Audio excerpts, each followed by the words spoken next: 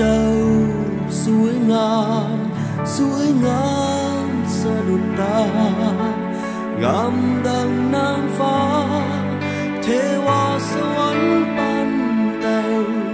งามดังนางแก้วแวววาวนักหน้าแพงฟุ้งสนสิ้นสมขวัญแพงลักเบิงลักแยงนงคามเจ้าสวยเด่นสวยเด่นเป็นประกายเหมือนดังดอกไม้สดใสวิไลลาวันสมเกียรติศักดิ์ศรีสตรีลาวเยาวมาเจ้าสมเป็นมิ่งขวัญของทุกคนปวงสงสาวลาวเจ้างามงามเกินกว่าใครงามทั้งกายและใจเลื่อมใสของความเป็นลาวงามหนึ่งในล้านเหมือนดวงจันทร์ในหมู่ดาวเปล่งแสงแวววาวบนท้องฟ้านภาสวยงามบนท้องฟ้านภาสวยงามเจ้า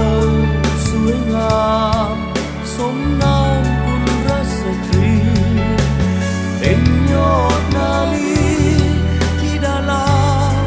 สาวงามเป็นหนึ่งดาราเปรียบคุณค่าแห่งวัฒนธรรมสื่อเสียงเจ้าสุดเลิศล้ำนางงามแห่งยอดที่ดารา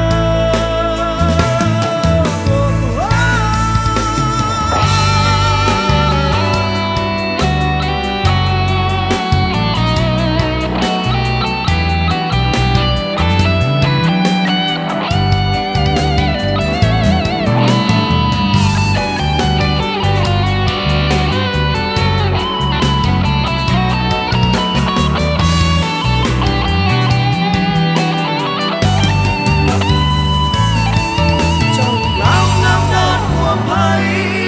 งามทั้งกายและใจเลื่อมใสของความเป็นลาวงามหนึ่งในล้านเหมือนดวงจันทร์ในหมู่ดาว